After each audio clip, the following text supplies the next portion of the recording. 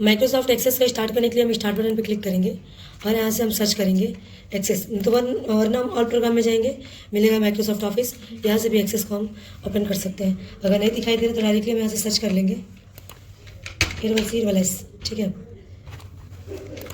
Access का page open हो जाएगा। ऑफिस बटन पे क्लिक करेंगे, मिलेगा आपका न्यू पर क्लिक करेंगे तो आपका मिलेगा यहाँ से असिस्ट कॉन्टैक्ट, ये सब ऑनलाइन होते हैं, ठीक है। तो हम ब्लैंक डाटाबेस पर क्लिक करेंगे क्योंकि हमें नया पेज चाहिए। तो ब्लैंक डाटाबेस पे क्लिक करेंगे और यहाँ पे राइट साइड में दिया हुआ फाइल नेम। इस फाइल नेम में हमें क्या होता है कि पहले एक्सेल, वर्ड, पावर पॉइंट में पहले डॉक्यूमेंट रेडी करते हैं, उसके बाद फाइल का नाम देते हैं। बट इसमें क्या होता है कि पहले हमें फाइल का नाम देना होता है, उसके बाद डॉक्यूमेंट रेडी करते हैं। फाइल का नाम हम दे देते हैं जैसे राम देने के बाद हम इसे क्रिएट करेंगे। तो यहाँ पर टाइटल में देख रहे होंगे, यहाँ पे राम के नाम से फाइल बन के रेडी हो गया। अब इसको हम यहाँ से क्लोज करेंगे और अगेन जाएंगे क्रिएट टैब पर क्लिक करेंगे तो आपको मिलेगा टेबल डिज़ाइन। टेबल डिज़ाइन ये हमारा पहले दिन का सबसे बेस्ट है। टेबल डिज़ाइन जैसे ही क्लिक करेंगे तो आपका टेबल 3 पार्ट में बट करके आ जाएगा। पहला पार्ट होगा जिसका नाम होगा फील्ड नेम। फील्ड नेम में हमें हेडिंग बनानी होती है, ठीक है। और डाटा टाइप में उस हेडिंग को किसके अंदर रखना है वो हमें रखना होता है।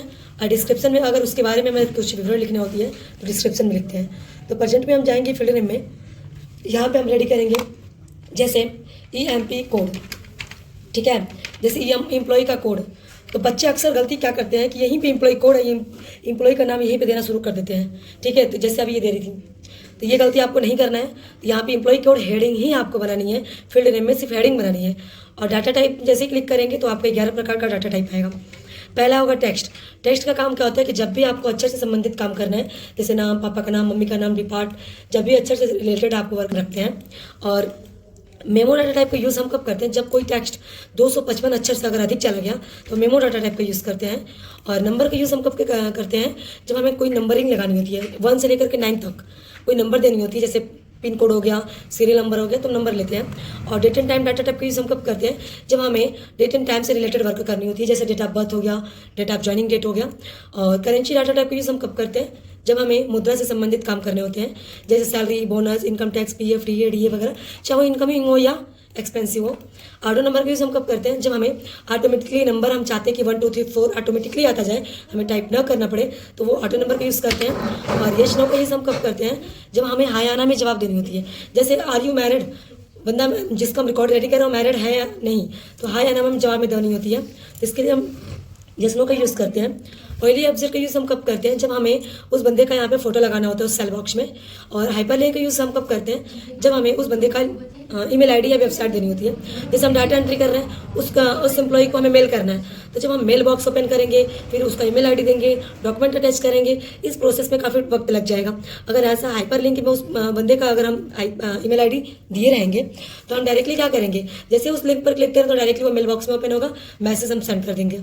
और अटैचमेंट का यूज़ हम करते हैं जब हमें उस बंदे का फाइल अटैच करनी होती है, जैसे फाइल अटैच करनी होती है, जैसे 10th का मार्कशीट हो गया, 12th का हो गया, बायोडाटा हो गया, रिज्यूम हो गया, तो अटैचमेंट का यूज़ करते हैं। और लोका विजार्ड का यूज़ कब करते हैं, जब हमें डाटा एंट्री करते हैं तो मैनुअली एक एक का नाम, राम, श्याम, गोपाल, एक एक का नाम लिखना होता है, तो हमें काफ़ी टाइम लगती है और टाइम भी वेस्ट होता है और पेज इधर उधर भी हो जाता है। और लोका विजार्ड का यूज़ करके हम क्या करते हैं, एक ही बार सारा हम लिस्ट बना लेते हैं, ठीक है। तो प्रेजेंट में हम करेंगे क्या कि एम्प्लॉय कोड को हम किस में रखेंगे, नंबर में रखेंगे, क्योंकि नंबर एम्प्लॉय कोड होगा 1 2 3 होगा तो नंबर में रखेंगे। उसके बाद यहाँ पे होगा EMP नेम, यानी कर्मचारी का नाम किस में रखेंगे, यहाँ से हम कर्मचारी का नाम किस में रहेगा, टेक्स्ट में, क्योंकि कर्मचारी का नाम अक्षर में लिखेंगे, राम, श्याम, गोपाल, इसलिए टेक्स्ट में रखेंगे। फिर फादर नेम, तो फादर नेम भी आपका टेक्स्ट में होगा। मदर नेम भी टेक्स्ट में होगा। डिपार्ट, यानी बंदा किस पद पे काम करता है, तो मैनेजर, PO वगैरह हम लिखेंगे, ये भी टेक्स्ट में ही होगा। बंदे का DOB and date of birth, ये डेट ऑफ बर्थ किस में होगा, डेट एंड टाइम में होगा।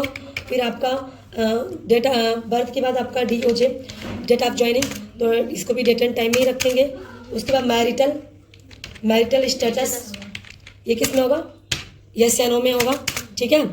उसके बाद आपका कॉन्टैक्ट नंबर किस में होगा, कॉन्टैक्ट नंबर में नहीं होगा, इसलिए नंबर में नहीं होगा क्योंकि 0 से लेकर 9 तक नंबर जो होता है किस में होता है, 10 अंक का होता है, तो इसलिए हम इसको भी किस में रखते हैं, टेक्स्ट में रखते हैं। ईमेल आईडी, उस बंदे का ईमेल आईडी किस में होगा, हाइपरलिंक में होगा।